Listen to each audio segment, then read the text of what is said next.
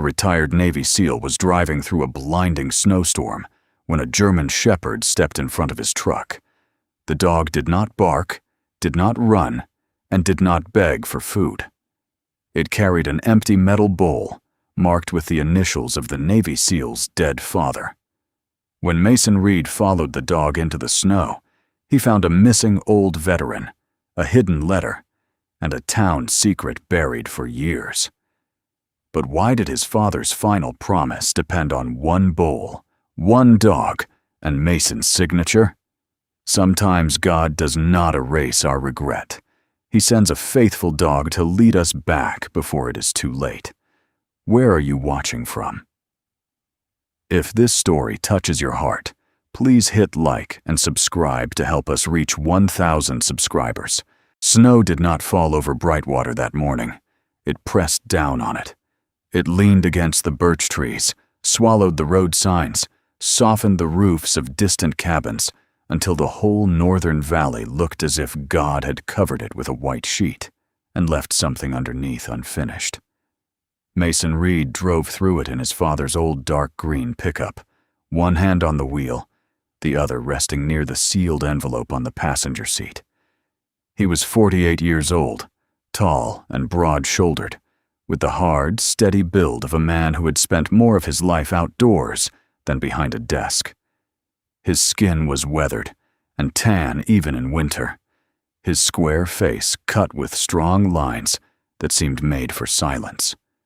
Short, dark brown hair, touched with salt and pepper, stood slightly at the top where he had combed it back with his fingers. A thick stubble beard, also salt and pepper, covered his jaw, chin, and upper lip, giving him the look of a man who had slept badly for years and learned not to mention it. His pale gray eyes stayed fixed on the road, calm on the surface, sharp underneath, the kind of eyes that checked tree lines, ditches, rearview mirrors, and shadows before they ever allowed the rest of the body to relax. He wore what he usually wore when he did not want the world asking questions.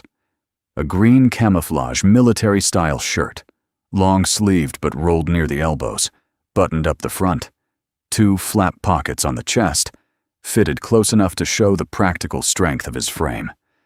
Matching camouflage cargo pants sat neat and heavy over dark brown military boots, the kind built for mud, rock, snow, and long distances without complaint. He did not look like a man going to sign legal papers. He looked like a man going somewhere he might not come back from. But he was not going to war. Not today. Not officially. He was going to sell his father's cabin. The envelope on the passenger seat had been waiting for 3 months. The paper had softened at the corners from being moved from kitchen counter to truck seat to nightstand and back again. But the seal remained untouched. Across the front, in his father's shaky handwriting, were 2 words: Mason, son.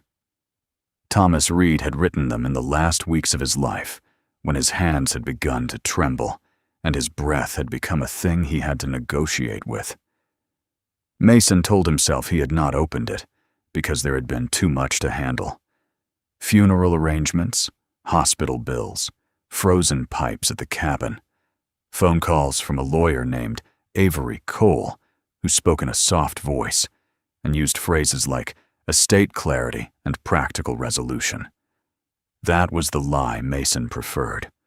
The truth sat beside him in that envelope, patient and accusing. He was afraid his father had blamed him. He was more afraid his father had forgiven him. The road narrowed where the pines gave way to white birch.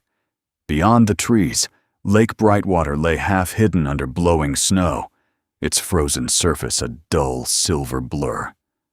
The town sat somewhere ahead, invisible except for the faint amber glow of a church steeple light that flickered through the storm whenever the wind shifted. Mason had grown up on these roads. He knew where the asphalt dipped, where black ice gathered, where deer crossed at dusk, where old men in rusted trucks slowed down because memory lived around certain bends. He also knew the turnoff to his father's cabin was less than 5 miles ahead.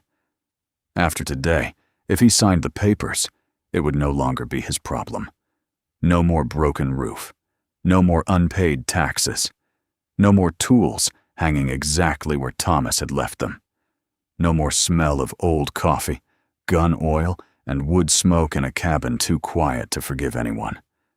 The phone call came back to him then, as it always did when he tried not to think about it. Midnight. Rain against his apartment window.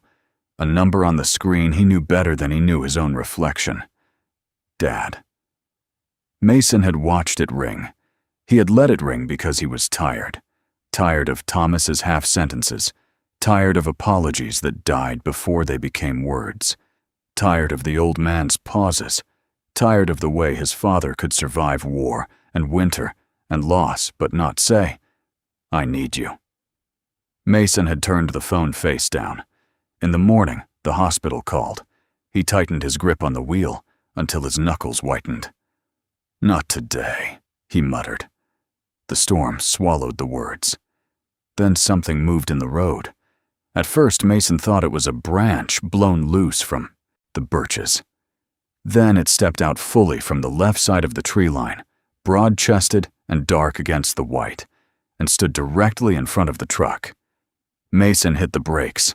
The pickup fishtailed, tires hissing over packed snow, the rear end sliding toward the wooden guardrail that separated the road from a steep ditch.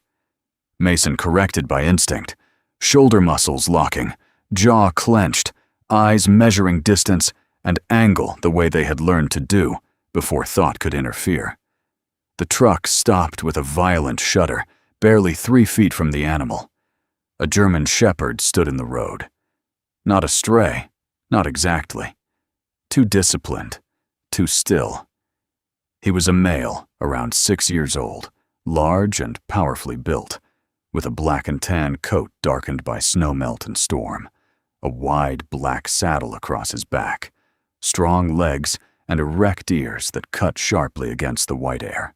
His eyes were amber brown, deep, and almost painfully alert. He held himself like a dog used to purpose, not panic.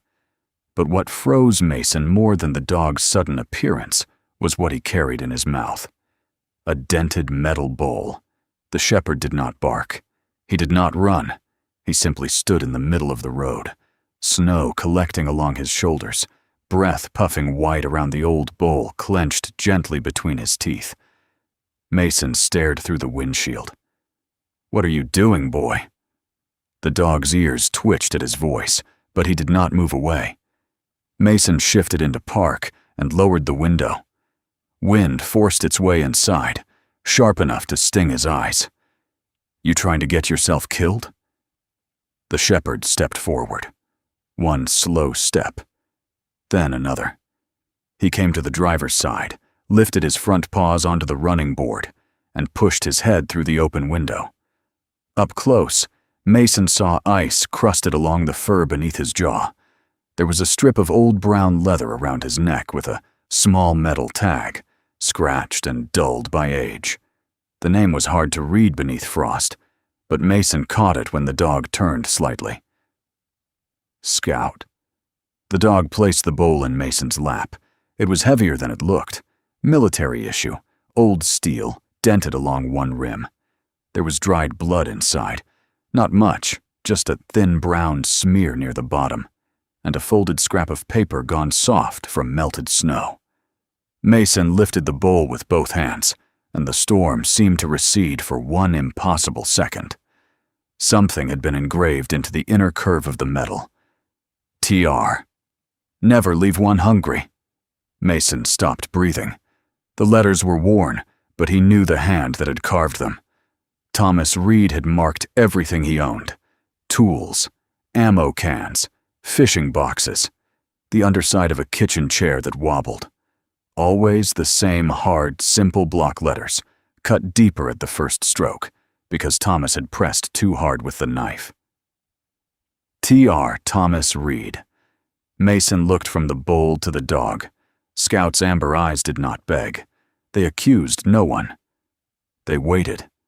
A strange cold moved through Mason, that had nothing to do with the open window. His father had been dead 3 months. His cabin was locked. His things were boxed. And yet here, in the middle of a storm, a dog Mason had never met had carried him a bowl with Thomas Reed's initials and a line that sounded less like a motto than an order. The dog pulled back suddenly and dropped to the road. Mason opened the truck door, boots crunching into snow. Scout ran to the rear passenger side, stood on his hind legs, and pushed his nose hard against the window. Mason turned. Inside, across the back seat, lay Thomas's old wool coat. Mason had taken it from the cabin without knowing why. It still smelled faintly of cedar smoke, pipe tobacco, and the wintergreen balm Thomas rubbed into his wrists when the arthritis got bad. Scout pressed his nose to the glass again, then looked at Mason with a different intensity. Recognition, not confusion. The dog had not chosen the truck at random. He had smelled Thomas. Mason opened the back door. Scout climbed halfway in, sniffed the coat, then made a low sound in his throat. Not a growl, not a whine, something in between. He nudged the coat once, almost gently, then backed out and seized the cuff of Mason's camouflage shirt between his teeth. Not hard, not threatening. Pulling. Mason looked toward the road ahead. The town was close. The lawyer would be waiting. The cabin could be sold. The envelope could remain unopened. A man could still choose, even at 48, to bury what hurt him and call it moving on. Scout tugged again. The scrap of paper inside the bowl shifted in the wind. Mason unfolded it carefully. Most of the writing had bled into gray streaks, but a few words remained. Meal route. Eli. Before storm clears. A memory stirred, old and unwelcome. His father standing at the kitchen sink years ago, washing one bowl by hand, though the dishwasher worked fine. Mason had joked that Thomas treated that thing better than family. Thomas had not laughed. He had only dried the bowl slowly and said, "Some things are not valuable because of what they cost." Mason had walked away before asking what he meant. Now the answer was standing in the snow, holding Mason's sleeve. A faint, almost ridiculous thought crossed his mind. Maybe this is what judgment looks like. Not thunder, not fire. Just a dog in a storm carrying something you should have asked about years ago. Scout released Mason's sleeve and turned toward the trees. He took 3 steps, stopped, and looked back. The birch forest beyond the ditch was nearly white out, branches bending beneath snow, the path beneath them already filling in. Whatever the dog wanted was not safe, not convenient, not part of the day Mason had planned. But then again, nothing that mattered in Mason's life had ever arrived when he was ready for it. He looked at the envelope on the passenger seat. Mason, son. His father's handwriting seemed smaller now, less like a burden, more like a hand reaching from very far away. Mason took the truck keys from the ignition, slipped the envelope into the inner pocket of his shirt, and picked up the metal bowl. He closed the door hard against the wind. "All right," he said to Scout, though his voice came out rougher than he expected. "Show me." Scout did not wag his tail. He did not celebrate.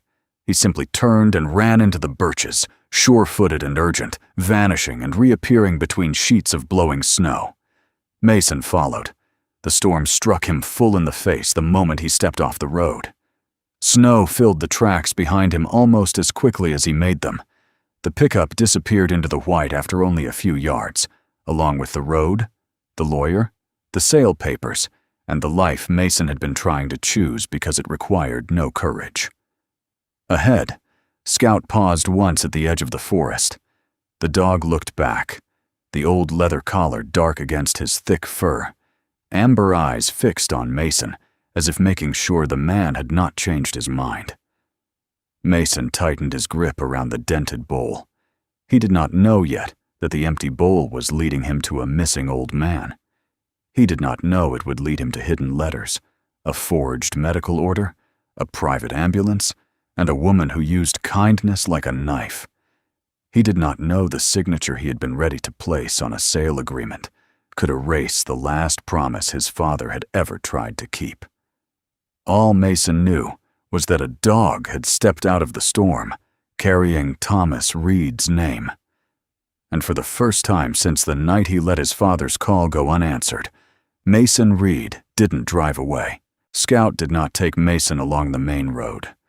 The German shepherd cut down through the birch trees as if he knew every buried root beneath the snow, stopping only long enough to make sure the man behind him had not vanished back into the easier life waiting on the highway. Mason followed with the metal bowl tucked under one arm and his father's sealed envelope pressed inside his shirt, close enough that he could feel its stiff edge each time he breathed. The forest swallowed the sound of his truck within minutes. There was only wind now, the creak of ice-heavy branches, Scout's dark shape moving ahead, and the strange hollow groan of Lake Brightwater somewhere beyond the trees. Snow had erased the line between shore and road, and the whole world looked unfinished, as though one wrong step might send a man through the white surface of it and into something older than winter. Mason had moved through worse weather in worse places, but this storm felt different. It did not feel like weather to survive. It felt like weather covering evidence. Scout stopped at the top of a low slope and lowered his head. Mason came up beside him, boot sliding slightly in the powder, and saw the narrow service road below. At the bottom, half-angled into a drift near the lakeshore, sat a small white delivery van with its rear doors hanging open. One tail light blinked weakly through the snow. The van's side panel was hand-painted with blue letters, weathered but readable. The Last Bowl Kitchen, Senior Meal Route. Mason stared at the words longer than he meant to. Last bowl. His gloved hand tightened around the dented metal bowl. The phrase did not explain anything, yet it made the old steel in his hand feel heavier. He moved down the slope slowly, letting his eyes do what they had been trained to do long before grief had made him careless. Windshield crack, driver's door ajar. No steam from the exhaust, no body visible, no wide spray of blood, no skid marks long enough for a genuine accident. The van had not simply slid off the road. Someone had stopped it. Someone had opened it. Someone had left it in a hurry, or wanted it to look that way. Inside, the air was warm enough to smell chicken soup, coffee, wet cardboard, and a faint copper trace Mason recognized before he saw the blood. Meal containers were stacked in insulated crates. A steel thermos lay on its side, leaking dark coffee across a clipboard. A pair of reading glasses had been crushed under one heel near the driver's seat. On the clipboard was a delivery list, written in neat block print. 6 names had been checked off. The final name had not. Eli Hollis, Lakeside Road. Scout jumped into the van and sniffed the driver's seat, then the floor, then one container that had rolled under a bench. He did not eat. He did not even nose at the soup. He pushed the container toward Mason and gave one low, urgent breath. Mason crouched, lifted it, and found a folded scrap of paper tucked beneath. The writing was smeared, but not by time.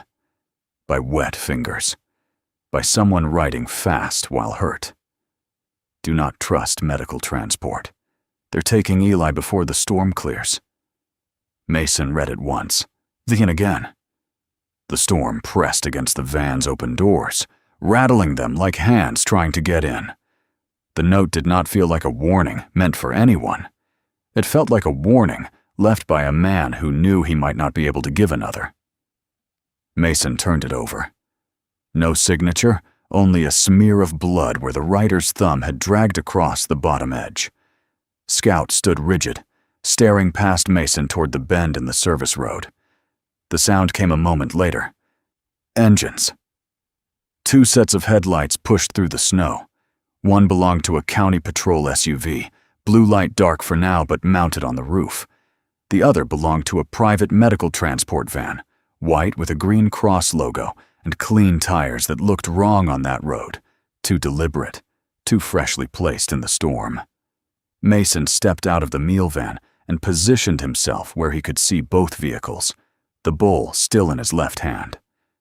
Scout dropped from the van and stood at his right knee, no longer pulling, no longer searching. Waiting. A woman climbed out of the patrol SUV. She was in her early 50s, solid built rather than tall, with a weathered, practical face and brown hair threaded with silver, pulled back low under a winter deputy's cap. Her nameplate read, Pike. Deputy Nora Pike had the tired eyes of someone who had spent years telling herself that small compromises were not the same as cowardice. Her navy winter police jacket was zipped high, duty belt sitting heavy at her hips, black snow boots planted wide as the wind shoved at her. She looked first at the van, then at Scout, then at Mason's face, and something flickered there. Not recognition exactly, but worry sharpening into caution. "Sir, I need you to step away from the vehicle," she said. Mason did not move. "Who called you?" Her mouth tightened. "This is an active welfare matter involving elderly residents. Step away."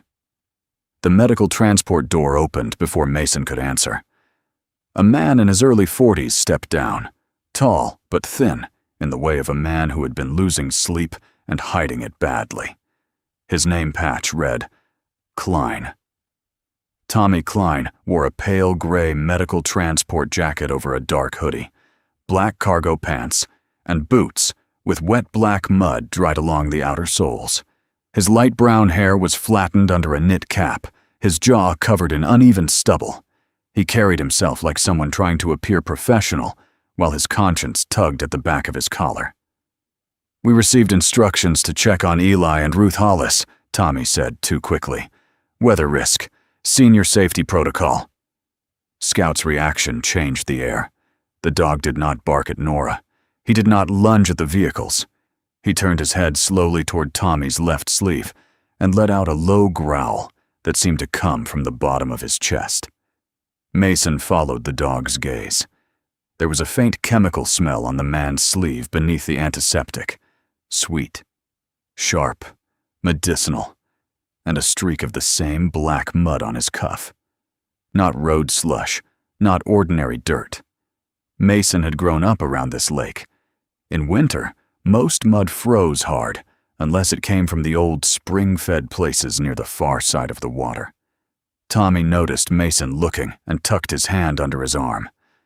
Too late. Nora's radio crackled. A man's voice came through, older, broad, practiced in command, but carrying a strain underneath.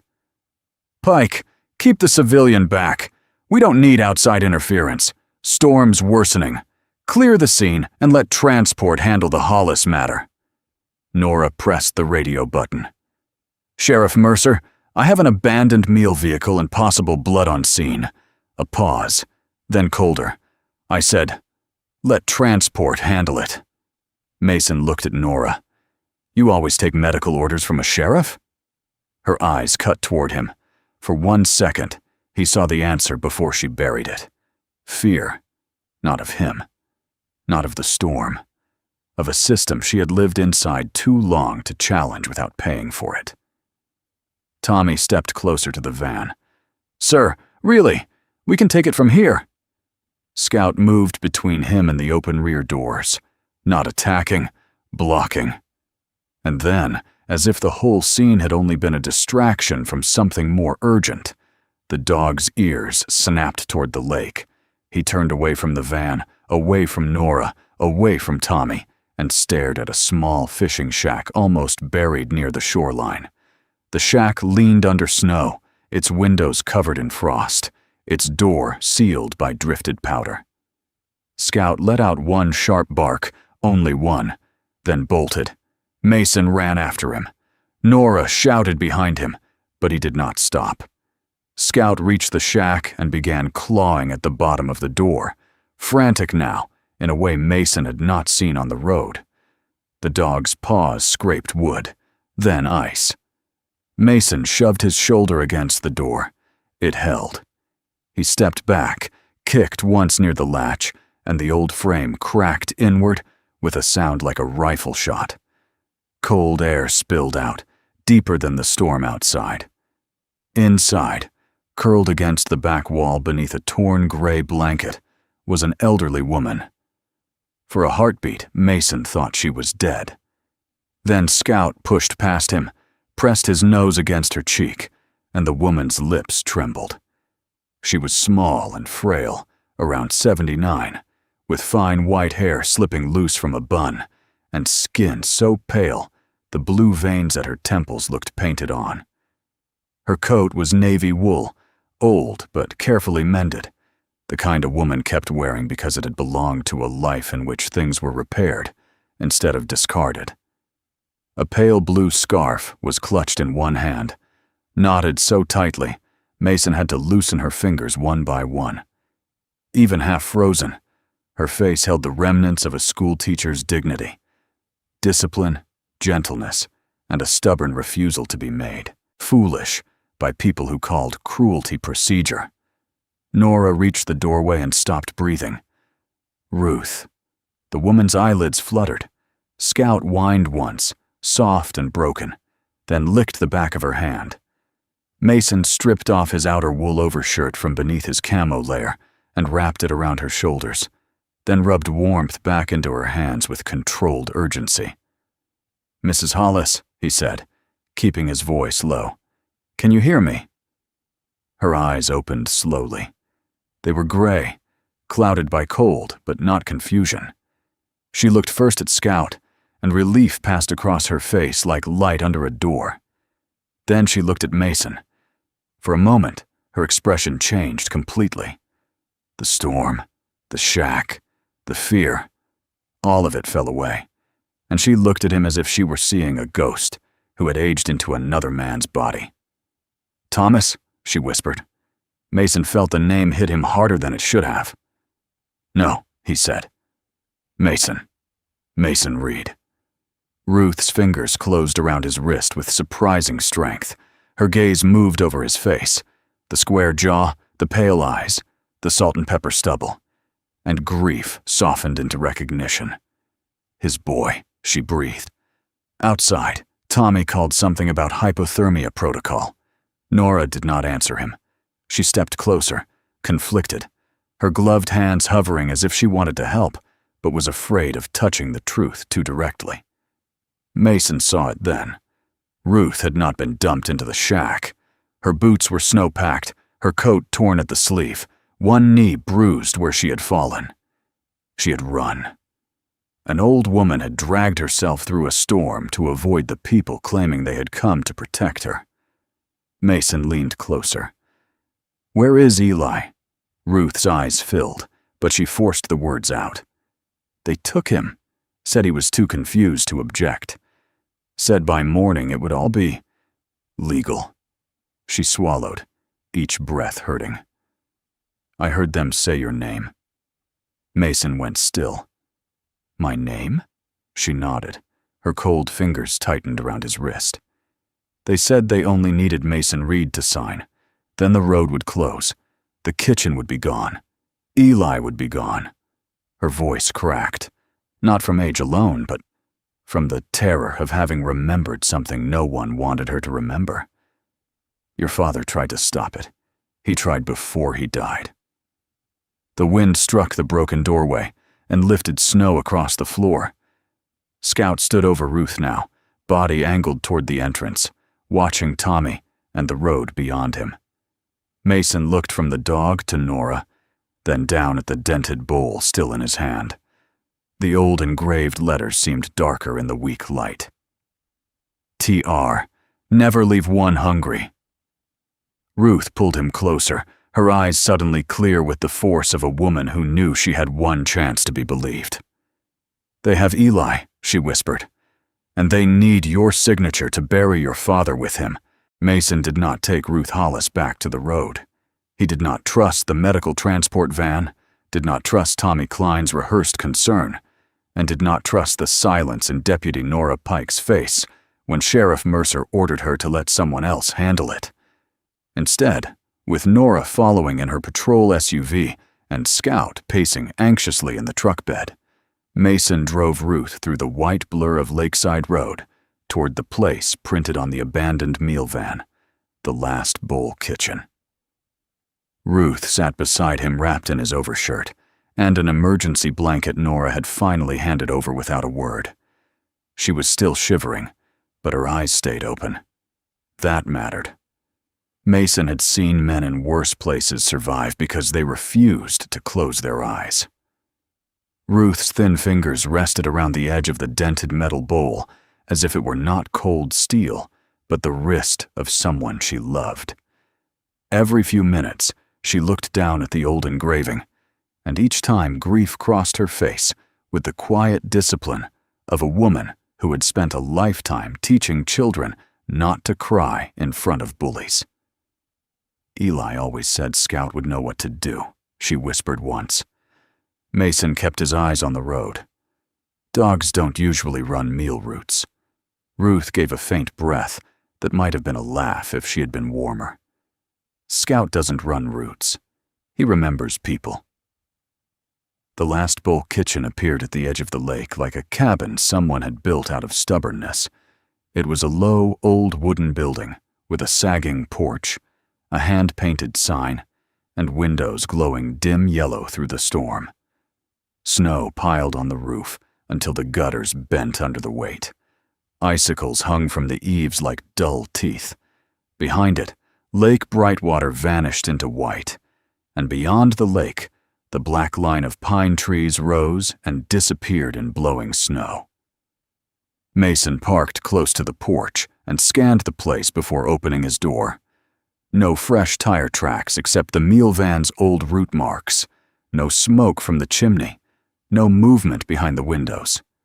Scout jumped down before Mason could call him. The German Shepherd ran to the front door, sniffed the threshold, then scratched twice. Not frantic now, but precise, as if following an old rule. Ruth pushed herself upright. "He's asking permission," she said. "Eli taught him never to burst in on the old ones. Some of them scare easy." Mason looked at the dog, then at the bowl in Ruth's hands, and felt another piece of his father's world shift into view. A dog with manners, a meal route in a blizzard, a kitchen for people no one else counted. Inside, the silence was worse than the storm.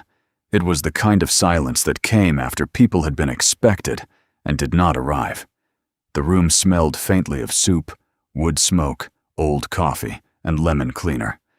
A long table stood in the center beneath hanging lamps, and on that table were 6 metal bowls, placed with almost ceremonial care. Beside each bowl sat a spoon, a folded paper napkin, and a small piece of bread gone stiff at the edges. 6 places ready. 6 empty chairs. Ruth stopped in the doorway and made a sound Mason did not want to hear from anyone that old. "The 7th, she said. Mason stepped to the table, already knowing before he looked down. There was one empty space at the far end, a spoon laid straight, a napkin folded, bread untouched, but no bowl. The bowl was in Ruth's hands, the one Scout had carried through the storm. Mason reached for it, and Ruth let him take it with the reluctance of someone surrendering a relic. He set it in the empty place. The room changed. Not physically, not in any way a man could prove, but the air seemed to settle around the table as if something missing had found its chair. Scout walked to the far end, sat beside the 7th bowl, and lowered his head. Ruth came forward slowly, one hand on the backs of chairs for balance. "Eli set 7 every day," she said. 6 for whoever could make it through the door, 1 for whoever couldn't. Her voice steadied as she spoke, warmed not by the room but by memory. "He said the last bowl belonged to the man still walking home, the soldier who never got off the road, the widow who forgot how to ask for help, the father too ashamed to knock, the son too angry to listen." Mason looked at her then. Ruth did not apologize. She had not said it cruelly. That made it worse. "That bowl was Thomas's," she continued, "long before it was. Eli's, before the kitchen, before the lake, back when they were young and hungry and too proud to admit they were afraid. Mason's jaw tightened. He wanted to reject the story before it could touch him. He wanted to say his father had never mentioned Eli Hollis, never mentioned a kitchen, never mentioned a promise large enough to survive him. But the bowl sat there with Thomas Reed's initials cut into its steel. Some truths did not ask permission. Ruth led him to the back wall of the kitchen, where shelves of canned tomatoes and flour sacks hid a narrow panel behind an old calendar showing a church picnic from 10 years earlier. Her fingers shook too badly to manage the small brass key around her neck, so Mason took it carefully. The key was warm from her skin. Behind the panel was a shallow cabinet packed with envelopes, ledger books, photographs, and rubber-banded stacks of receipts. At the front sat a bundle of letters tied with faded blue string. Mason saw his own name on the top envelope. Mason Reed, his father's handwriting. For a long moment he did not touch it. He had carried the sealed envelope in his shirt all morning. And now, here was another one. Then another. Then dozens. His father's words waiting in a wall, while Mason had spent years telling himself Thomas had none. Ruth watched him with a tenderness that made him defensive. He wrote them when he could not sleep, she said. Eli told him to mail them. Thomas said some words were heavier than stamps. Mason swallowed once, hard, and opened the top letter. Son, if this reaches you, it means I finally stopped being a coward. The sentence hit with no raised voice at all. Mason read enough to understand, and not enough to survive it cleanly. Thomas wrote of Eli Hollis, a young medic in a war Mason had only heard about in broken fragments. He wrote of a night of cold rain, artillery in the distance, men too exhausted to curse, and a bowl of soup divided between two soldiers when one of them should have eaten alone. Eli had saved Thomas's life, not with heroics fit for a medal, but with something smaller and harder to forget. He had given a hungry man the last warm thing he had. Years later, Thomas had promised him that no old soldier, no widow, no forgotten neighbor in Brightwater would go hungry if he could help it. The last bowl kitchen had not been Eli's charity alone. It had been Thomas Reed's unfinished apology to the world. Mason lowered the letter. The room blurred at the edges, not from tears exactly, but from the body's refusal to hold too many truths at once. His father had been proud, difficult, silent. Mason knew that man. But this letter revealed another. A scared old veteran sending checks in secret, building goodness with hands that could not hold his son's gaze. Mason hated how badly he wanted that to be true. Scout moved first. He rose from beside the seventh bowl, walked past Mason, and began sniffing the lower cabinets near the pantry. His ears flattened, then lifted. He scratched at one small white cabinet with two controlled strikes.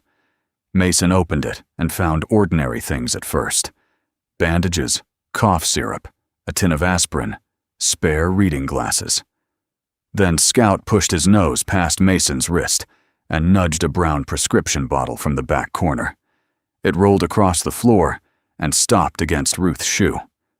Ruth bent, read the label, and went pale. No.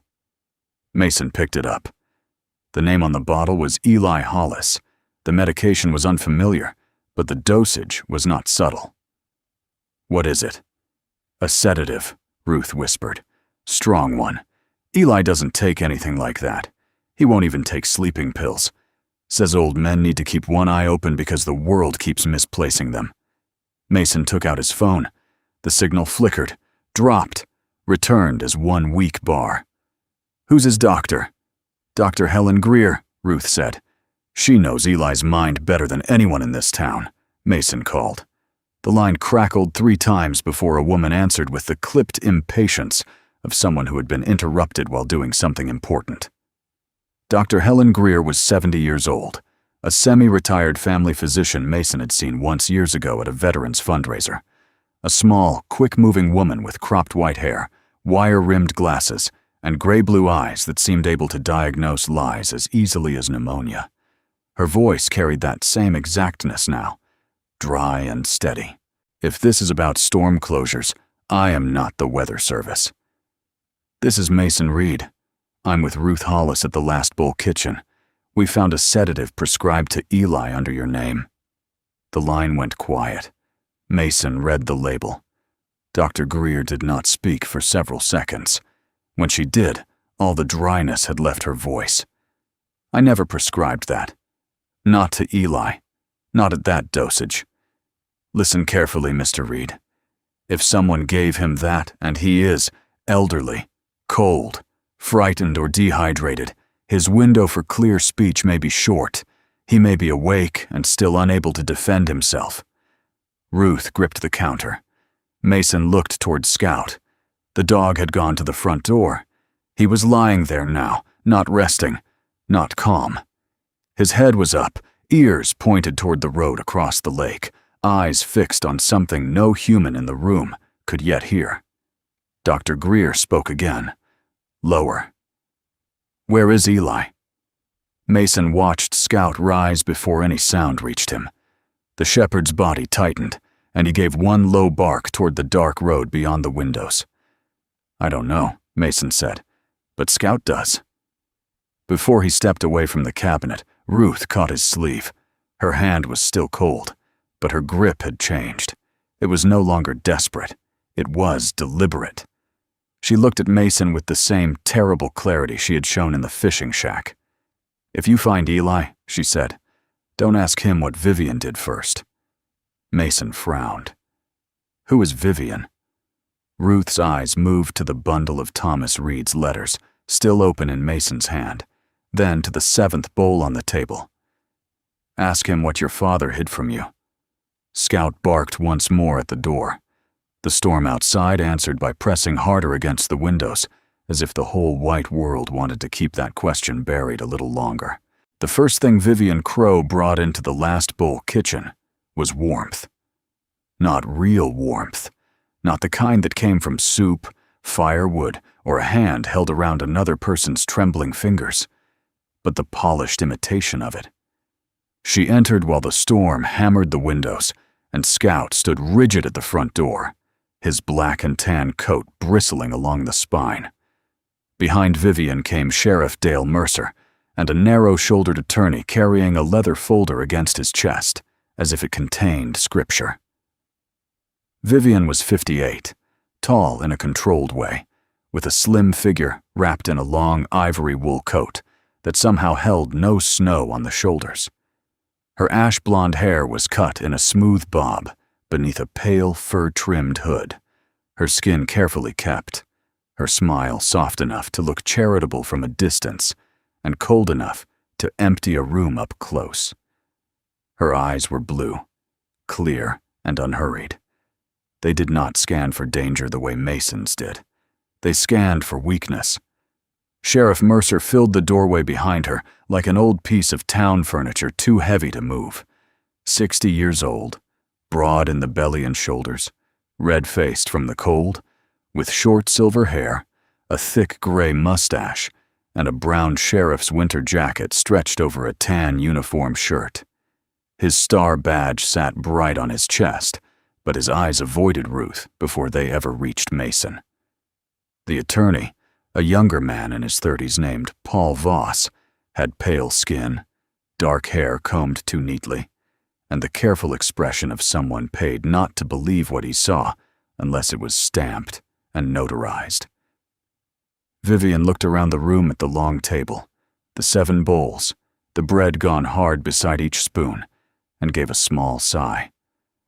"Oh, Ruth," she said, the way someone might speak to a child who had made a mess while trying to help. "You should not be out in this weather." Ruth stiffened beside the counter, wrapped in Mason's overshirt and the emergency blanket, her white hair still damp from snow. She seemed smaller in Vivian's presence, but her eyes did not lower. Nora Pike stood near the pantry, one hand resting close to her radio, her face drawn tight with conflict. Mason remained beside the table with Thomas Reed's dented bowl in his hand. He watched Vivian notice it. The change in her expression lasted less than a second, a tiny pause under the smile. But Mason saw it. Scout saw it too. The dog did not bark. He simply moved between Vivian and the seventh place at the table, amber eyes fixed on her black leather gloves.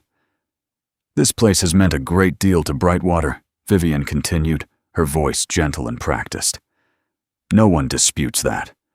But sentiment cannot replace safety. We have elderly residents wandering in storms, outdated heating, poor access, and now an incident involving Mr. Hollis that requires immediate protective action." Paul Voss opened the folder and laid documents on the table without meeting Ruth's eyes. Vivian touched each page lightly as she named it. Emergency care petition, cognitive risk assessment, temporary transport authorization, property transition review, structural safety recommendation. The words floated through the kitchen like clean white sheets being thrown over broken furniture. Mason read upside down where he could. Eli Hollis was described as confused, unstable, unable to manage his welfare. Ruth Hollis was described as unreliable due to memory decline. The Last Bowl kitchen was described as a liability exposure. Thomas Reed's cabin easement was described as pending transfer. Mason's name appeared on that page in black print. His signature line waited beneath it, blank and patient. Something in him tightened. The papers were not just closing a kitchen. They were arranging a funeral for a promise before the body had even been found. Mason looked at Mercer. "You signed off on this?" Mercer's mustache twitched. "I signed off on a welfare review." "There's blood in the meal van," Mason said. "There's a missing driver. Ruth was found half frozen in a fishing shack. Eli is gone." Vivian's smile softened further, which made it worse. "Mr. Reed, trauma can make situations appear more sinister than they are." Ruth left supervision in a confused state. "Eli's care team is addressing his condition. You have been pulled into a family matter at an emotional moment, and I do understand that your father's passing is still fresh." Mason took one step toward her before he knew he had moved. His body had already measured the room. Mercer's right hand near his holster, Voss too nervous to be a threat, Vivian close enough to reach, Nora frozen but watching, Scout at the table. A violent solution presented itself cleanly, efficiently, almost comfortingly. He could make everyone stop talking. He could make the papers scatter. He could make Mercer look him in the eye. Then Scout lowered his head, took the dented bowl gently from Mason's loose grip, and set it on the floor between Mason's boots and Vivian's polished black ones. Steel touched wood with one dry, small sound. It was not loud, but it cut through the room. Mason stopped. Scout did not look at Vivian now. He looked at Mason, as if reminding him of a language older than rage. The last bowl was not a weapon. It was a witness. Vivian's eyes flicked to the dog. A frightened animal cannot determine legal care. "No," Mason said quietly, "but he can tell when a room smells wrong." Nora looked sharply at him, then at Tommy Klein's medical transport van visible through the frosted window. Mercer exhaled through his nose. "That is enough." Before he could say more, headlights swept across the windows again. A small, dark Subaru slid to a stop outside, crooked in the snow, and Dr. Helen Greer came in without knocking. She was 70, short and compact, with cropped white hair flattened under a red knit cap, wire-rimmed glasses fogging at the edges, and a navy puffer jacket zipped over a gray turtleneck. She carried a battered brown medical bag in one hand, and an authority in her posture that did not need a badge. Her face was lined but alert, the kind of face that had told hundreds of patients truths they did not want to hear, and had not softened them simply to be liked. "Who here decided to practice medicine with my name?" she asked. No one answered. Mason handed her the prescription bottle first. Then Nora, after a painful hesitation, handed her the assessment Vivian had placed on the table. Dr. Greer read 2 lines, turned the page, and her jaw set. "This is not my signature." Vivian's expression did not break. "Doctor, administrative mistakes happen during emergency transitions." "My signature does not happen by accident," Greer replied. "Neither does that dosage. Not for Eli Hollis." She looked at Mercer. "If that man has been sedated against medical advice, this is no longer a welfare review. This is evidence." For the first time, the kitchen felt as if it had taken a breath. Ruth closed her eyes, not in weakness, but in relief that someone with credentials had finally said aloud what her heart had known. Nora's hand moved to her body camera, but stopped there. Mercer saw the movement. "Deputy," he warned. "Careful." The word was quiet, but everyone heard the threat inside it.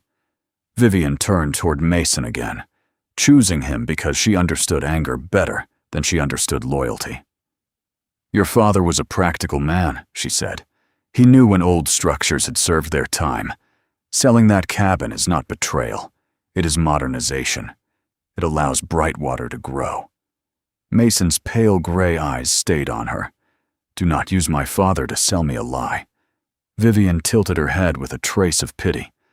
"Grief often makes men hear lies where there are only hard decisions." The words were clean. The intent was not.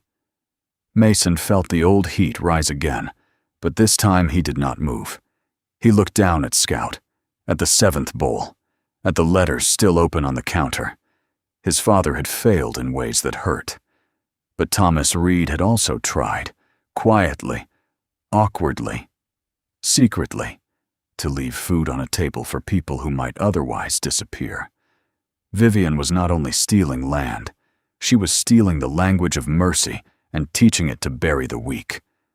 Scout suddenly left the table and pushed past Dr. Greer toward the front door. He pawed once, hard. Mason opened it. Wind burst in, carrying snow across the floor. Scout ran straight to the private medical transport van parked near the porch. Tommy Klein was still outside, shoulders hunched, pretending to check a tire that did not need checking. When Scout approached, Tommy stepped back too fast. The shepherd lowered his nose to the rear bumper, then to the undercarriage, then to a loose length of clear plastic tubing caught near the step. He pulled it free and dragged it into the porch light. Dr. Greer followed, squinting into the blowing snow. The tube was medical oxygen line, but it was smeared with wet black mud. Not road slush, thick black mud, almost oily. Dr. Greer crouched despite her age, touched it with one gloved finger, and smelled it. Her expression changed. "Spring mud," she said. Nora frowned. "In this temperature? Only one place on this side of the lake stays soft under snow," Greer said. "Old Ranger Station past Miller's Ridge. Underground spring keeps the ground from freezing." Scout stood facing the dark road beyond the lake, ears high, body still as an arrow. Mason looked at Nora. "Eli is there." Nora did not answer. Her eyes went to Mercer. The sheriff stared back at her, no longer commanding, almost pleading. It was the look of a man asking someone else to keep helping him pretend. Nora looked away first, but not toward the floor this time. Toward Scout. Toward the dog who had found a bowl, a van, a woman in a shack, and now the road to a missing old man. Vivian stepped onto the porch, calm returning around her like a coat. "Mr. Reed, you have no legal authority to remove an elderly man from approved protective care." Mason picked up Thomas's bowl from the table and held it against his side. "I'm not removing him from care," he said. "I'm bringing the truth into the room." Dr. Greer zipped her medical bag. "Then I am coming. If Eli is sedated, he needs a doctor, not a development committee." Mercer began to object, but Nora finally pressed the button on her body camera. A tiny red light blinked on her uniform. "For documentation," she said, her voice unsteady but clear. Mason, Nora, Dr. Greer, and Scout moved for the door. Ruth reached for Mason as he passed, her thin fingers brushing his sleeve. "He will try to talk about Thomas," she whispered. "Let him, even if it hurts." Mason nodded once, unable to promise more. Outside, the storm folded around them immediately. Behind them, through the open doorway, Vivian stood beside the table of empty bowls, her ivory coat bright in the dim kitchen, her face composed again. Mason saw her lift a phone to her ear as he helped Dr. Greer into Nora's patrol SUV. Her voice was low, but the wind carried enough. "If Mason has not signed," she said, "prepare the second option, before the old man is fully awake." Scout growled from the snow, not at the storm, but at the road ahead. The old ranger station sat beyond Miller's Ridge, where the county stopped plowing and the forest took over. Mason drove with Scout in the passenger seat, the German shepherd standing rather than sitting, front paws braced against the floor, amber eyes fixed through the windshield as if the storm were only a curtain he knew how to see through. Snow crossed the headlights in violent white streams.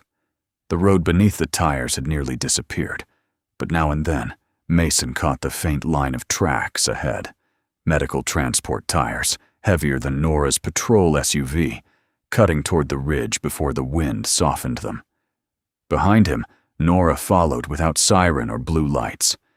Dr. Helen Greer rode with her, medical bag on her knees, her small white-haired silhouette rigid in the passenger seat. Mason knew fear when he saw it. Nora was afraid, but not of the road. She was afraid of finding proof. Proof demanded choices. It made cowards visible. Scout gave one sharp breath and struck the dashboard with his paw. Mason slowed. The dark shape of the ranger station emerged between the pines. A squat wooden building with boarded side windows, a collapsed flagpole, and a porch half buried under snow. No lights, no smoke, no sound except wind moving through the trees and the low, wet murmur of the underground spring somewhere beneath the ridge. That explained the black mud. Even in hard winter, the ground here stayed soft in places, breathing up through the snow like something that refused to freeze. Mason parked short of the porch and killed the engine. "Stay behind me," he told Nora when she stepped out. The old habit came out before he could soften it. Nora's jaw tightened, but she did not argue. Dr. Greer opened her medical bag and pulled on gloves with brisk, angry precision. She looked too small for the storm, but her eyes had the steady hardness of a woman who had signed death certificates, delivered bad news, and learned that politeness was useless in front of harm. Scout moved first, nose low, tail level, no wasted motion. He reached the porch, sniffed once at the door, then pressed his shoulder against it and whined. The door was not locked well. It was latched from outside with a cheap hook, the kind used on storage sheds. Mason lifted it with his knife and pushed inward. Cold met them like a room full of ghosts. Inside, the ranger station smelled of damp wood, old ashes, antiseptic, and fear. A small propane heater sat dead in the corner. A lantern burned low on a metal shelf, making the room flicker in weak amber light. Near the back wall, tied to a wooden chair with nylon straps, sat an old man.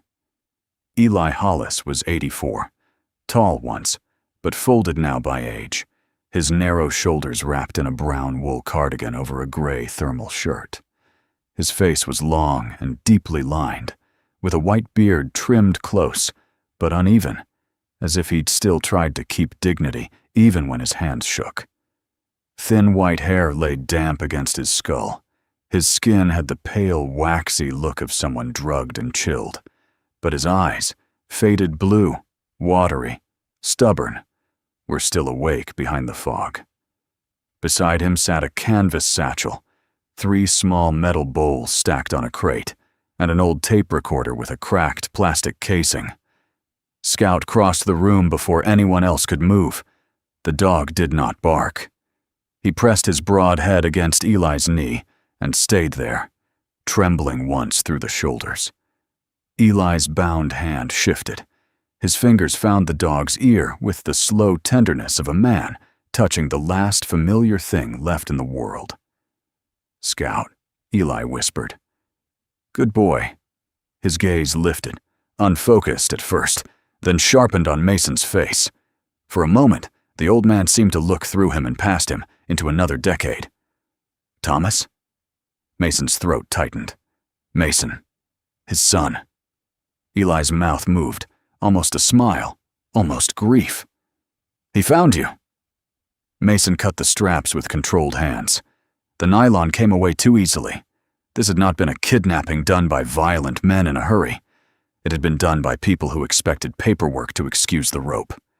Dr. Greer stepped in, checked Eli's pulse, pulled one eyelid gently open, and swore under her breath. "Sedated," she said. "Not enough to kill him if he's warm and monitored. Enough to make him sound confused to anyone waiting for him to slur." Nora stood in the doorway, camera off, face pale. Mason noticed. So did Eli. The old man reached toward the canvas satchel.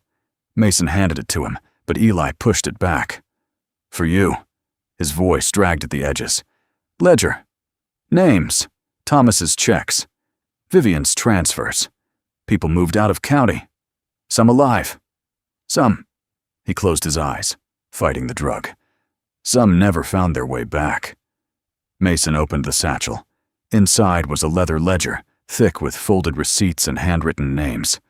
Thomas Reed appeared again and again in careful columns. Donations, repairs, heating oil, winter food fund. Beside those entries were later notations in Eli's hand. Redirected, delayed, Brightwater Senior renewal. No response. There were names of widows, old veterans, men and women with no next of kin. Some had notes beside them. Transferred, guardian assigned, facility unknown. Mason felt something cold settle in his chest. Vivian had not stolen only money. She had stolen the right of old people to remain known. "Why didn't you send this to me?" Mason asked, harsher than he meant. Eli looked at him with tired mercy, which Mason hated more than anger. "Thomas wanted to tell you himself." His breath caught. "He died before courage caught up with love." The words struck exactly where Mason had no armor. Midnight. The phone ringing, his hand turning it face down. For one dizzy second, the ranger station was gone, and he was back in that dark apartment, listening to a call he would never answer, punishing his father with silence and calling it self-respect. Scout suddenly lifted his head, his ears pointed toward the door. Mason turned just as headlights swept across the boarded windows. Two figures entered through the storm. Sheriff Mercer first, gun drawn but angled low, and Tommy Klein behind him, face gray with fear beneath his knit cap. Tommy's medical jacket was speckled with snow, his uneven stubble darkened by meltwater, and his eyes would not stay on Eli. He looked less like a villain than a man who had agreed to one wrong thing, then another, until wrong had become a road he could no longer leave. Mercer's red face was tight, mustache wet with snow, his badge catching the lantern light. "Step away from him, Reed." Nora moved. "Sheriff!" "Quiet, deputy." Mercer kept his eyes on Mason. "You are trespassing on county property, interfering with authorized elder transport, and assaulting a protected individual." Mason almost laughed. Not because it was funny, but because the trap was so clean. Vivian did not need to beat him. She needed him to look like the man people already feared a former SEAL could become. Mercer raised the gun an inch. "Hands where I can see them." Mason's world narrowed. Distance to Mercer, 9 feet. Gun hand slightly overextended. Tommy blocking the left exit, unarmed but unstable. Nora behind Mercer, conflicted. Dr. Greer beside Eli, vulnerable. Scout low at Mason's right. Mason knew how to move. He knew how to strip the weapon, break Mercer's wrist, put Tommy down with a shoulder strike, pull Eli through the rear window, and disappear into the snow before Vivian's papers caught up. His body prepared without asking his conscience. That was what frightened him. He was not afraid of losing control. He was afraid of how clean control felt when it turned violent. Scout stepped in front of him and placed his muzzle gently across Mason's wrist. Not a command. A plea. Mason looked down. The dog's amber eyes held his. No fear? No judgment. Just the same stubborn insistence that had brought him off the road. Mason saw the metal bowl in his own hand, Thomas's initials dark in the lantern light. Never leave one hungry. Not hungry for food only, he understood suddenly. Hungry for truth. Hungry for mercy. Hungry for a chance not to become the worst thing grief could make of a man. Mason opened his hand and let the knife fall to the floor. "Nora," he said quietly, eyes still on Mercer. "Turn on your camera." Her face changed. That was the choice. Not dramatic, not clean. Her mother's nursing home, her badge, her job, her years of looking away. Mercer glanced back at her. "Deputy, do not." Scout moved before Nora did. The dog bolted past Mercer, out the door, into the white. A second later, he began barking with a fury Mason had not yet heard from him. Not warning. Discovery. Nora ran first. Outside, Scout was at the rear doors of the medical transport van, clawing so hard his nails scraped metal. Tommy whispered, "No." And that was enough. Mason seized the handle and yanked the doors open. Ruth Hollis lay inside on a stretcher, wrapped in a transport blanket, her head turned to one side, breathing shallowly. A mild sedative patch clung behind her ear. Beside her sat a black trash bag stuffed with file folders, the edges of old letters visible through a tear in the plastic. A small metal burn barrel waited near the tree line, already dusted with snow. Nora's hand went to her body camera. This time, she pressed the button. The red light came on. "Documenting evidence," she said, voice shaking but loud enough for Mercer to hear. For the first time all day, Sheriff Dale Mercer looked truly afraid. Not angry. Afraid. Because the story had moved beyond his authority and into record. Back inside, Dr. Greer removed the patch from Ruth and began checking her breathing.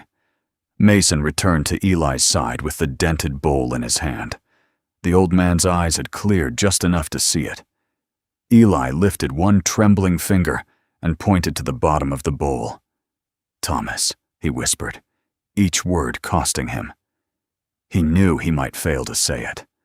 So he hid it, where only the hungry would look. His eyes found Mason's. Open the bottom. Mason turned the bowl slowly. He had thought all day that it was a signal, a relic, a plea carried by a faithful dog through a blizzard. But as his thumb found the faint seam beneath the old dents, he understood that the bowl had been something else too. A container. A confession. The last voice of the father whose final call he had not answered. The seam beneath the bowl was so fine, Mason almost missed it. In the weak lantern light of the old ranger station, the dented steel looked like any other scarred military mess bowl. Bent rim, knife scratches, darkened bottom. Thomas Reed's initials worn by decades of hands and weather. But when Mason ran his thumb slowly around the base, he felt the slight rise beneath a patch of old wax, hardened into the groove. His father had always hidden things in plain sight. Spare keys under hinges instead of mats. Money folded inside empty coffee tins. Pain behind silence.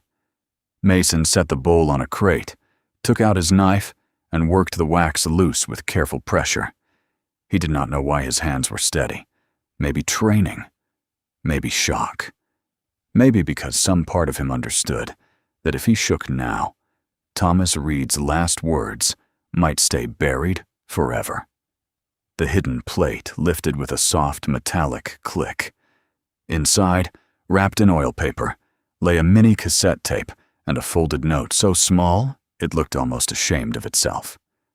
Mason opened it. The handwriting was Thomas's, old and trembling, but unmistakable. "Don't sell before you hear Eli." For a moment, the room did not exist. Not the dead heater, not the snow pressing against the windows. Not Nora standing near the open medical van with her body camera still blinking red. Not Dr. Greer, working over Ruth and Eli with furious precision. Only that sentence remained, plain as a hand on his chest. "Don't sell before you hear Eli." Thomas had tried to warn him, not with a speech, not with a dramatic confession, not with the kind of fatherly courage Mason had wanted from him all his life, but in the only way Thomas had ever managed love: hidden, practical, late. Mason had spent 3 months carrying a sealed envelope and years carrying anger. Now the anger had nowhere simple to stand. His father had not been silent because there was nothing to say. He had been silent because the truth was heavy, and he had been too old, too ashamed, too afraid of his own son's judgment to lift it alone. Dr. Greer's voice pulled Mason back. "He needs warmth, fluids, and a real bed. So does Ruth."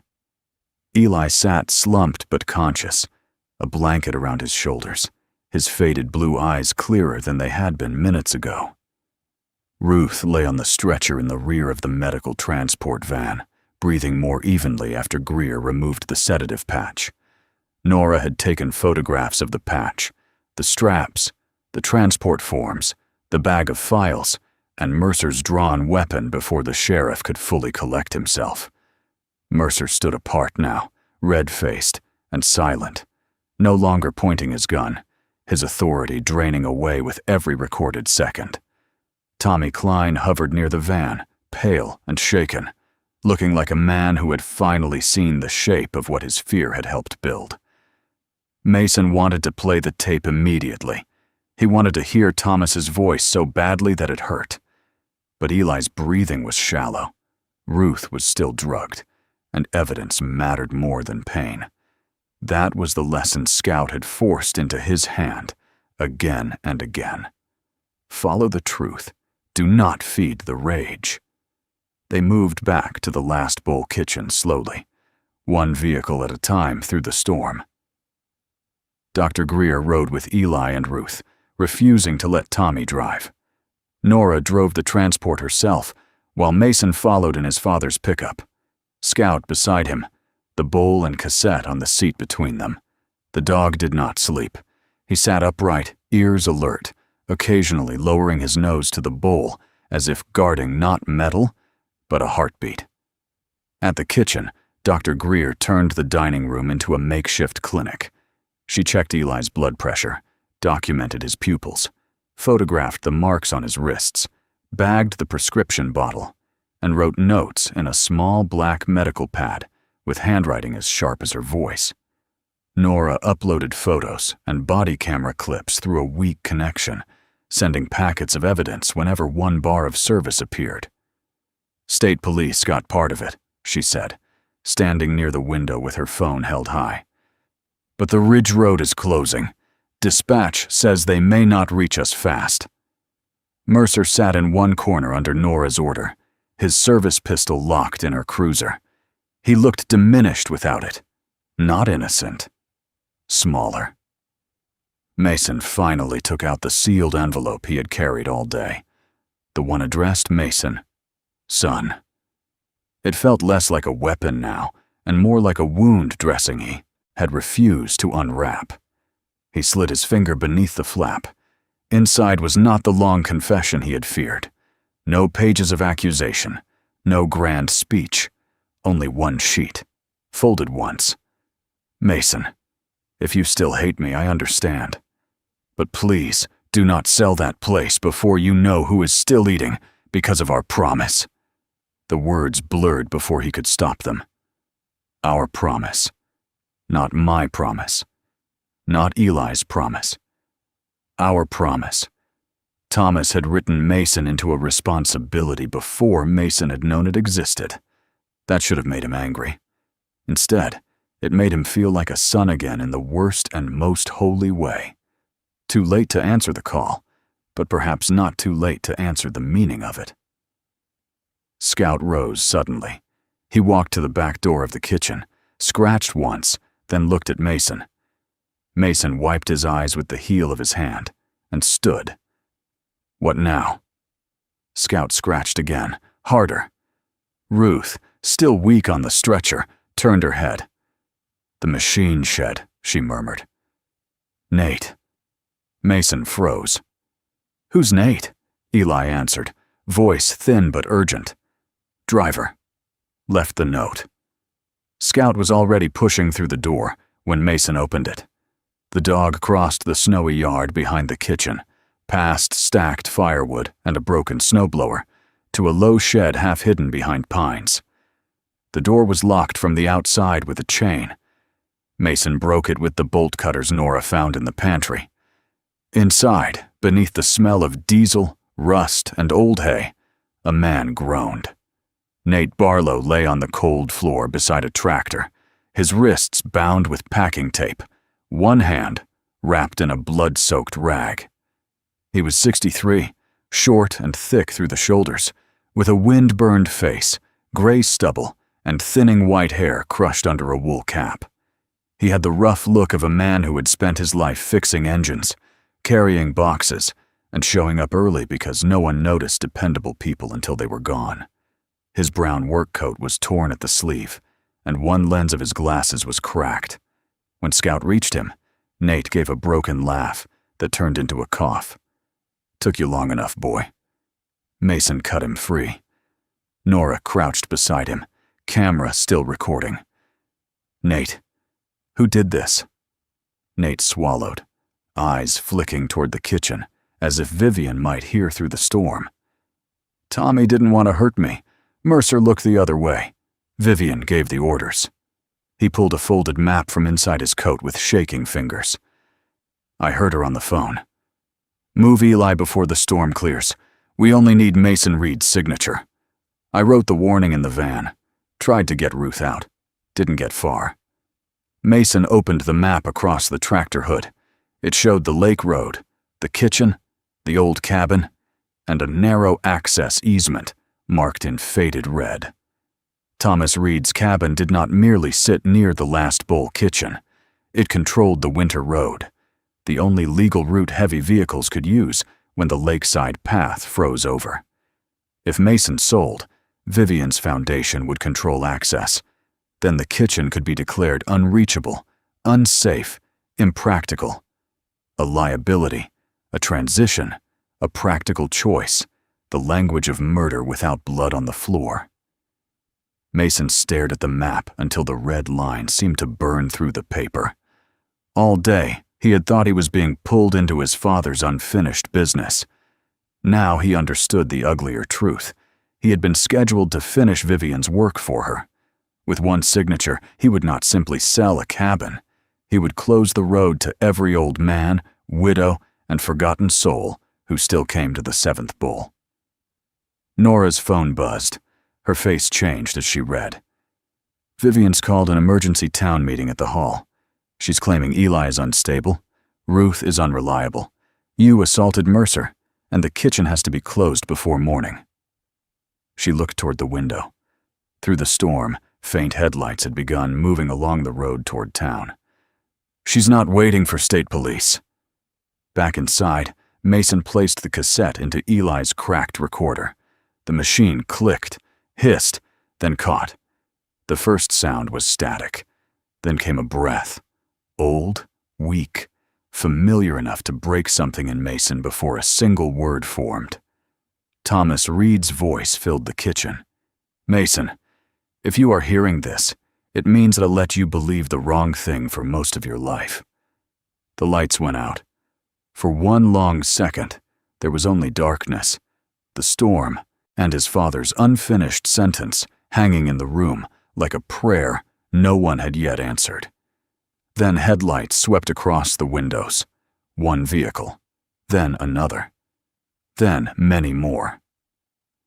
Outside, doors opened in the snow, and Vivian Crow's calm voice rose through the wind, gathering the town before the old man could fully wake and the dead man could finish speaking. The lights at the last Bull kitchen died, while Thomas Reed's voice was still hanging in the dark. For 1 second, no one moved. The cassette player hissed on the table, running on its own weak batteries, the dead man's unfinished breath crackling through the little speaker. Outside the windows, headlights widened across the snow. One vehicle became 3, then 5, then a crooked line of pickups, town cars, and county trucks crawling through the storm toward the kitchen. Vivian Crow had not come alone. She had brought Brightwater with her. Mason stood in the darkness with Scout at his side and the dented bull beneath one hand, feeling the room shift around him. Eli Hollis lay propped near the dining table under 2 blankets, pale but awake. Ruth sat beside him, fragile and gray, her fingers wrapped around his wrist as if she could keep him in the world by touch alone. Dr. Helen Greer clicked on a flashlight and aimed it toward the door. Nora Pike stood near the window, body camera still recording, her face lit by the red blink of her own decision. Sheriff Mercer sat in the corner, no longer armed, watching the headlights, with the face of a man realizing silence had a cost after all. Vivian entered first when the door opened. Snow swirled around her ivory coat like stage smoke.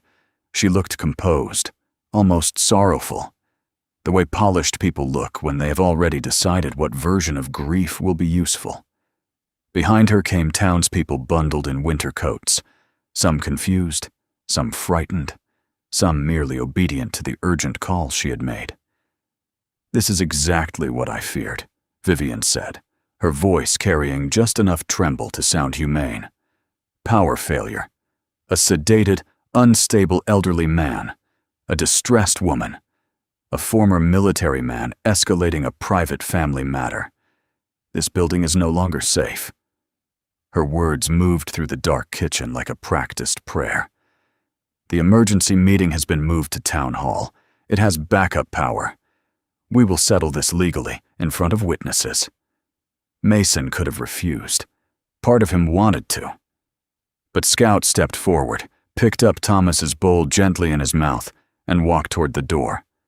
The dog did not look back until he reached the porch. Then he turned, amber eyes fixed on Mason, as if saying the truth did not belong hidden in a kitchen anymore.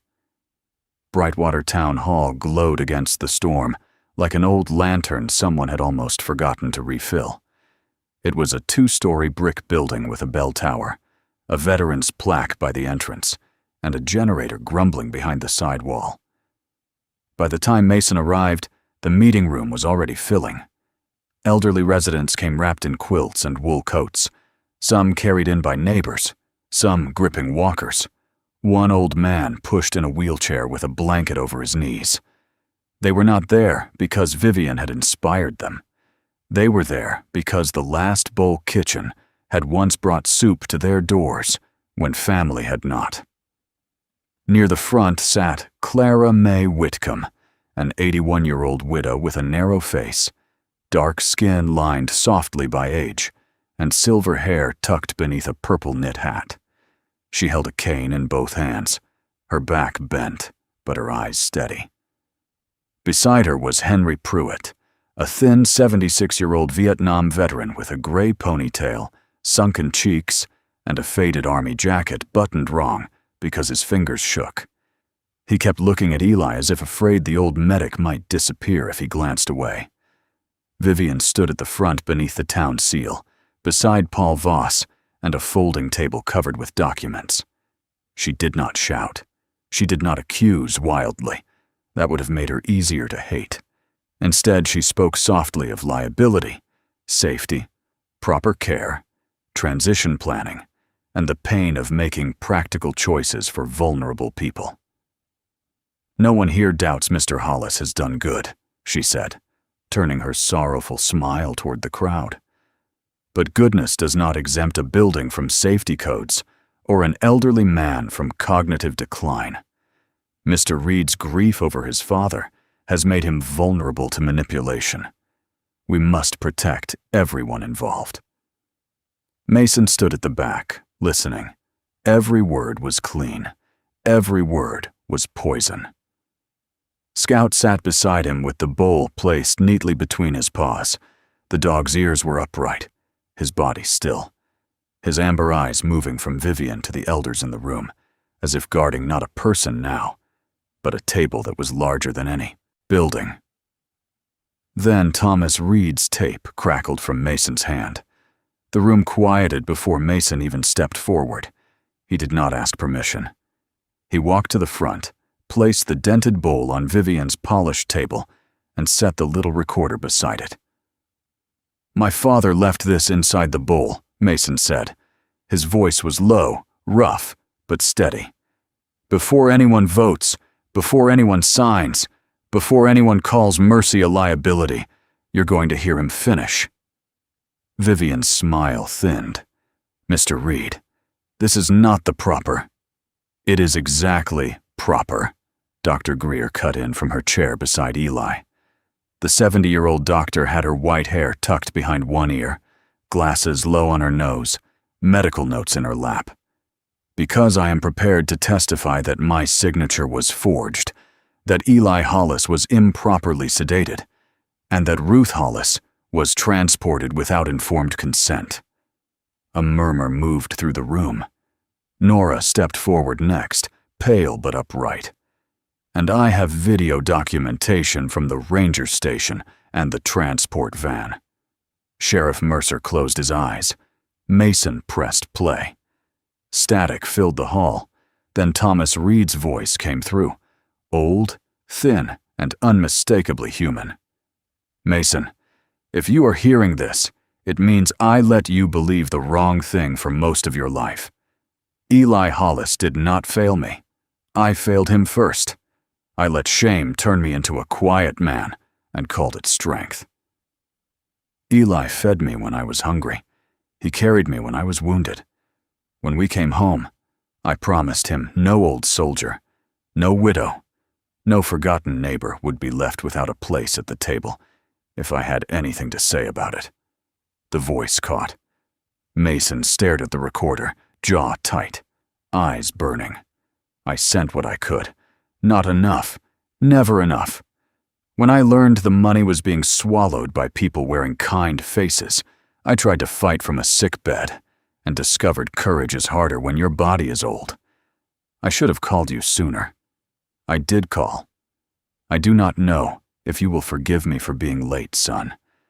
I only ask you not to sell the road that keeps the last bowl full." No one spoke. Not Vivian. Not Mercer. Not Mason. Then Thomas's voice softened into the final line, the one that seemed to pass through every old person in the room and find the places where they feared being forgotten. "A strong man is not a man who never fails, Mason. A strong man is the one who turns back before the last person at the table is left behind." The tape clicked off. For a moment, the only sound was the generator outside and the wind against the old brick walls. Then Clara May Whitcomb stood with difficulty. "That kitchen brought soup to my door after my Harold died," she said, her voice thin but clear. "I had not eaten in 2 days. Eli did not ask for forms. Scout sat on my porch until I opened the door." Henry Pruitt rose next, one hand braced on the chair in front of him. "Eli remembered my name when I could not remember why I wanted to keep living." His voice cracked, but he did not sit. "If that is liability, then this town needs more of it." Nate Barlow came forward with his bandaged hand and confirmed Vivian's order. "Move Eli before the storm cleared. Secure Mason's signature. Burn the files." Dr. Greer held up the forged assessment. Nora played part of her body camera footage.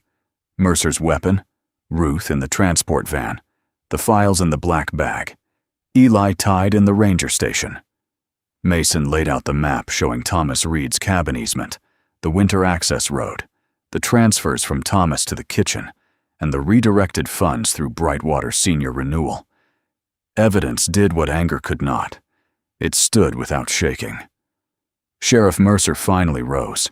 He looked older than he had that morning, his broad shoulders rounded, his red face drained. "Vivian's foundation funded the department," he said. "New cruiser, radio upgrades, my wife's care subsidy after her stroke." His voice thickened. "I told myself I was protecting the town. Truth is, I was protecting my comfort." He looked at Nora, then Eli. I looked away. Vivian remained calm until the state police arrived. Sergeant Lena Torres entered with 2 troopers, a compact woman in her mid-40s, with brown skin, dark hair pulled tight beneath her winter cap, and the quiet authority of someone who did not need volume to take control of a room. She listened to Nora, reviewed the body camera clip, took the documents from Dr. Greer, and turned to Vivian. "Vivian Crow, you need to come with us." Vivian's last attempt was almost beautiful in its softness. "I only wanted to protect elderly residents from chaos." But this time the room did not bend around her words. This time the old one stared back. Scout stood, not growling, simply watching as the handcuffs closed with a small, final sound. Mason did not sell the cabin. Spring did not come all at once to Brightwater. Healing rarely does. The kitchen needed repairs. The foundation funds were frozen. Mercer faced investigation. Tommy Klein gave a statement and accepted charges for his part.